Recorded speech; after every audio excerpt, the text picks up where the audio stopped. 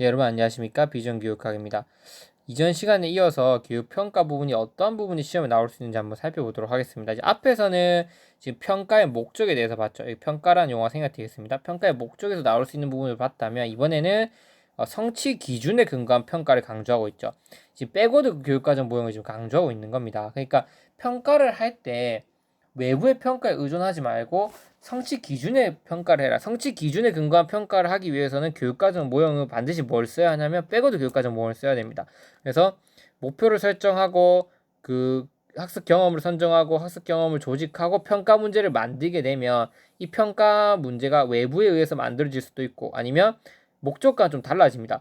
이 목적과 수업과 일치를 시킨다고 하더라도 이 괴리감이 발생하거든요. 그래서 이 수업과 관련된 평가로 평가가 변질될 우려가 있어요. 즉 평가 목적에는 나와 있지 않는데 이제 교사가 이 평가 목적과 관련된 수업을 하긴 하겠지만 그래도 그 과정 안에서 그 수업 목표에 약간 멀어지는 그 수업이 이루어질 수 있잖아요. 만약 수업 시간에 뭐 딴 거 자료를 자기가 찾아와서 할 수도 있고 교육 과정을 뭔가 충실한 수업을 해야 되는 게 맞지만 우리가 좀 조금씩 이제 교사가 그 판단하는 기준에 따라서 교육 과정이 멀어질 수 있거든요. 그렇게 되고 나서 결국 평가문은 수업에 근거해서 평가를 문제를 만들 수밖에 없거든요, 교사가. 그러면 1차적으로 목표랑 수업 자체가 어느 정도 괴리가 발생하면 그리고 교사는 성취 기준에 따라서 수업 평가 문제를 만드는 게 아니라 어쩔 수 없이 자기가 했던 수업 내용에 따라서 평가 문제를 만들겠죠.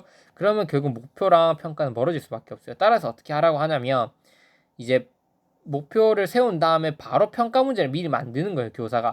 그러니까 자기가 수업을 하지 않아도 먼저 시험 문제를 먼저 만들어 놓는 거예요. 그리고 나서 어떻게 하냐면 수업을 하는 거예요. 그러면 그 수업이 시험 문제에 맞춰질 수밖에 없겠죠. 근데 그 시험 문제는 우리가 성취 기준을 근거로 만들었죠. 그러니까 성취 기준에 근거한 평가가 된다는 겁니다. 그래서 백워드 모형 분명히 나올 수 있습니다. 진짜 강조하지만 이미 출제되었긴 한다고 그 출제된 적이 있는 걸로 제가 알고 있는데 그 간접적으로 출제되었기 때문에 이 백워드 모형 정말 중요해서 출제 분명히 될 수 있다고 봅니다. 그래서 이 성취 기준에 근거한 평가는 백워드 교육과정 모형 이거 잘 보셔야 된다. 왜냐면 성취 기준은 각 교과에서 얻어야 될 뭐 지식이나 기능, 태도를 담고 있다. 학습 결과로 학생들이 할 수 있는 것을 진술한 것이다. 따라서 평가는 성취 기준에 근거한 평가 계획 실행되어야 되면 이는 교수학습 평가 활동 일관성 있게 이루어져야 된다는 것이다. 즉 교수학습과 평가가 일관성 있게 이루어지기 위해서는 뭐 백워드가 필요하겠죠. 평가는 교과별 교육과정 성취 기준에 근거하여 학교에서 학생이 배운 것에 대한 교육 목표 도달을 확인하기 위한 평가가 돼야 된다.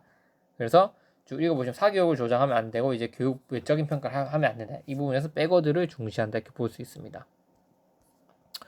그 다음으로 우리가 지금 집중적으로 봐야 될 거는 이제부터는 교과 성격과 특성에 적합한 평가 방법을 활용하는 겁니다. 우리 평가는 교과목의 성격과 그 다음에 교과목의 특성에 적합한 평가 방법을 활용해야 된다는 거죠. 그래서 여기서 강조하고 있는 건 네 가지인데 우리 보시면 첫 번째 서술형과 즉 논술형 평가 및 수행평가 비중을 확대한다. 다음 인용 교육학 시험에서 나올 수 있는 핵심 요소는 뭐죠? 서술형, 논술형, 수행평가입니다. 그래서 제가 주관식 평가 중에서 이런 것들이 어떤 특징을 가지고 있는지 다뤄드렸죠. 반드시 나옵니다. 수행평가, 논술형 평가. 물론 이 과정 안에서도 더 의미를 두자면 수행평가가 더 중요하겠죠. 그 다음과 논술형 평가겠죠. 그 다음 정의적, 기능적, 창의적 면이 중시되고 있죠. 요즘에 이거를 타당하게 평가할 수 있는 방안도 필요하다. 약간 주관성이 강하니까 그건 뭘로 한다? 리커트 척도로 하는데 리커트 척도가 출제가 되었죠. 이 부분은 2019년도에. 그래서 3번 실험 실습 평가는 교과목 성격을 고려하여 합리적인 세부 평가 기준을 마련한다. 실험과 실습 평가 기준도 있어야 된다는 거죠. 실험 실습 평가하면 딱 여러분 뭐 떠올리셔야 됩니까? 저는 이거 딱 보는 순간 제 머릿속에 떠올랐던 게 뭐냐면 그겁니다. 그 실험 설계할 때 타당성 있지 않습니까? 그러니까 그 독립 변수 그 다음에 가해 변수, 종속 변수에서 종속 변수라고 하는 건 나타낸 결과를 의미하는데 이게 독립 변수에 의해서 나타난 결과인지 아니면 다른 거에 의해서 나타난 결과인지를 잘 확인하는 실험 과정의 타당성이 필요하다 해서 내적 타당성과 외적 타당성 그 부분이 있거든요. 제가 이것도 강의를 해드렸습니다. 그 부분이 연구에서 나올 가능성이 있습니다. 어렵게 나온다면 이해되시죠?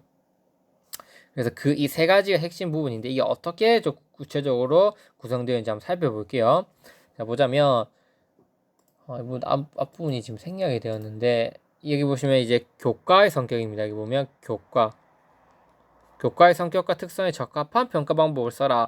학습 결과뿐만 아니라 과정을 강조하는 평가에서는 학생 개개인의 강점과 부족한 점을 파악하기 위해서 정확한 정보를 수집한다는 면에서 진단평가의 성격을 띠기도 하고, 그 다음에 학생 수행의 효과적인 수업 계획과 전체를 연결한다는 면에서 형상평가의 성격을 띠기도 한다. 근데 우리 형상평가 나왔으니까 진단평가 꼭 잘 봐두세요. 시험에 나옵니다. 학생평가는 교수 학습의 일부로 전 과정에 걸쳐서 이루어진다. 학생의 평가는 끝에만 이루어지는 게 아니라 교수 학습과 일치가 돼야 된다는 거죠. 그러면 여러분들은 잘 모르실 수도 있는데 수업과 평가를 일체화시켜라. 이 부분에서 시험에 나올 수 있는 부분 정해져 있습니다. 뭐가 있냐면 수행평가예요. 평가를 교수 학습 과정 일부로 보는 관점은 크게 수행평가와 수행평가 일부인 포트폴리오 평가, 그리고 역동적 평가가 있어요. 즉 수업이 진행되는 과정 자체에서 평가도 함께 이루어진다고 보는 그 평가의 유형은 수행평가랑 수행평가의 일부인 포트폴리오 평가랑 역동적 평가가 있는 거예요. 왜냐하면 역동적 평가는 비고측기가 주장한 거지만 결국 잠재적 발달 능력치를 평가해야 된다는 거잖아요. 우리가 살펴보면. 그러니까 아동이 지금 실제적 수준은 똑같을 수 있어요. A나 B나 70점 맞았어요. 근데 그 잠재적 발달 능력은 다를 수 있어요. 도움을 제공했을 때 더 큰 잠재적 성장을 가진 아이는 지금 둘 다 70점이지만 도움을 줬을 때 A는 90점까지 갈 수 있고 B는 80점까지 못 갈 수 있다는 거예요. 그럼 그걸 알기 위한 평가, 역동적 평가인데 그걸 알려면 어떻게 해야겠어요? 실제 수업을 해봐야겠죠. 수업을 하면서 힌트를 주고 힌트 과정에서 얼마큼 맞추는지 이렇게 알아보고 그 과정에서 평가가 이루어져야 되니까 그 학생 평가가 교수 학습 일부로 들어갈 수밖에 없는 거죠. 그래서 역동적 평가도 이 부분에 연관돼서 나올 수 있고, 그 다음에 수행평가, 포트폴리오 평가 아시겠지만 수행 과정, 교수 학습하는 과정에서 계속 교사가 그 수업을 더 잘 하기 위해서 내주는 이제 평가지 않습니까? 따라서 이 부분도 이제 나올 수 있습니다. 시험에서. 그래서 수행평가와 포트폴리오 평가, 역동적 평가 잘 봐두시기 바랍니다.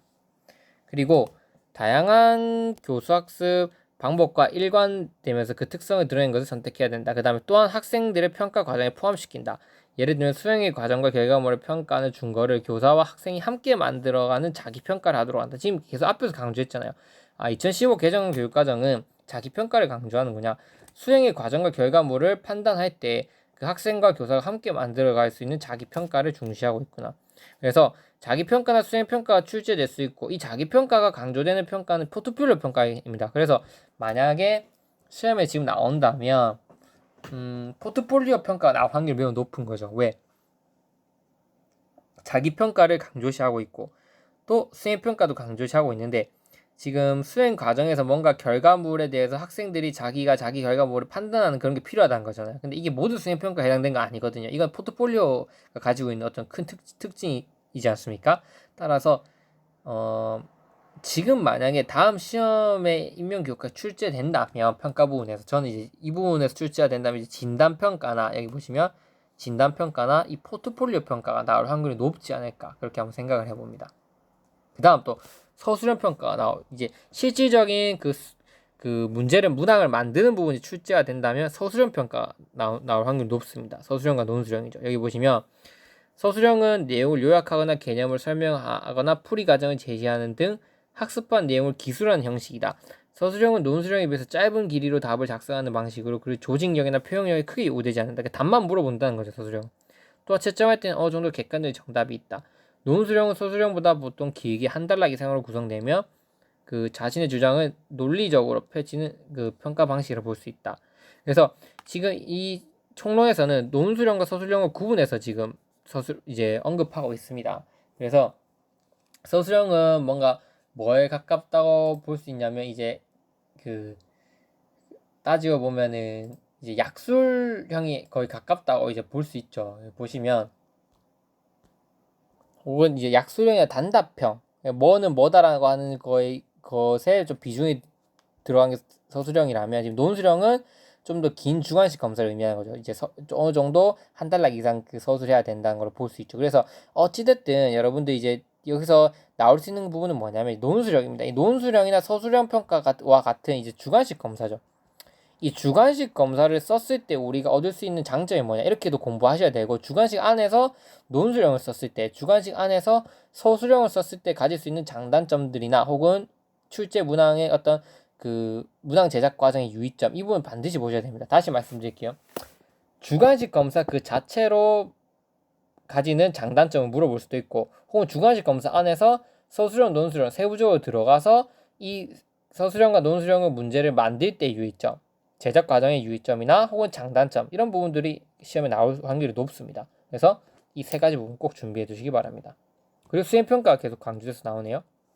여기 보시면 좀 길어서 강의 끊고 가도록 하겠습니다.